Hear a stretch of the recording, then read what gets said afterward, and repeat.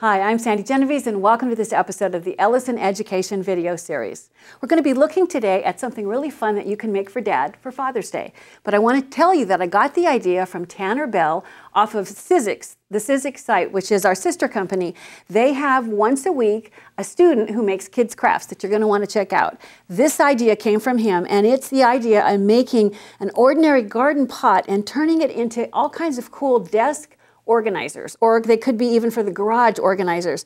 But you can see how the pot's been painted, and then chalkboard paint is used to create a label, and the label then can change based on what Dad needs to put in it. In this case, if he's taking the coins out of his pocket, he's got it labeled for money. He might want to put golf tees, he might want to put paintbrushes, he might want to put his cell phone. All those kinds of things can be labeled and placed into these organizers. You want to start first with the pot, and you see here they come in lots of sizes based on what you think it's going to be used for.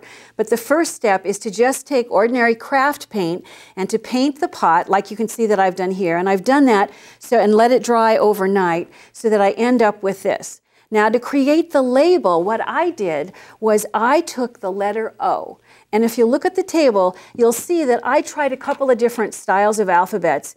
And then I took the inside from that alphabet and thought, I set it on the pot to see, is this the size I want? It looks good, but I can't write quite as much as if I use this style alphabet. So I cut it out of black in order to just see what style I want to use. Once I determine the alphabet, the O that I want, it could also be the 0 from the number set, then I went back, I used vinyl, and I cut actually the stencil is going to be the outside piece. However, if I go and I place this against the lip of the pot, can you see the difficulty I'm going to have with this lip? So what I did is with my scissors, I trimmed away the top portion, which is going to allow me to set it like this.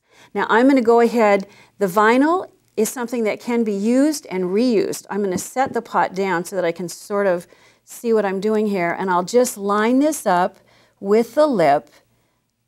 Because it's a stencil, I'm going to make sure that I have good adhesion all the way around the edges. And because it's vinyl, you can see how I've created kind of a funny pocket.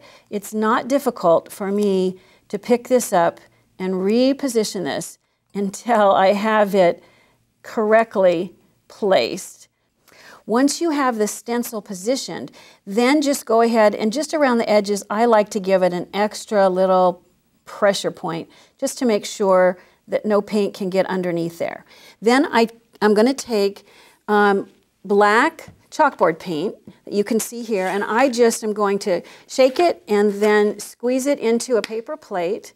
And the chalkboard paint is easy to work with. I just have a sponge applicator, and all I'm going to do is just using my stencil, I think it's best to come away from the edges that you can see like so. It's that quick and that easy to apply the chalkboard paint. Once you have as thick a layer as you want, you could leave it on and add a second layer, but quite honestly, I didn't. I just went ahead, got it as deep as I wanted at once, and then I'm going to pull this off, and you'll see how great this creates a fun label.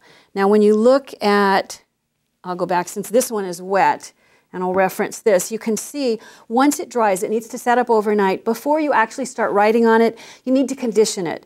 In order to make sure that you don't accidentally, if you write on it before you condition it, what happens is the first thing that you write on it, it kind of leaves an imprint, and it's hard to ever completely erase it. So you condition it by just rubbing the edge of the chalk all over. You go ahead, you erase it off, and once you've done that once, now I can mark that this is going to be, let's see, I have to do it right side up so I can see what I'm doing. Let's say that I want this to hold money.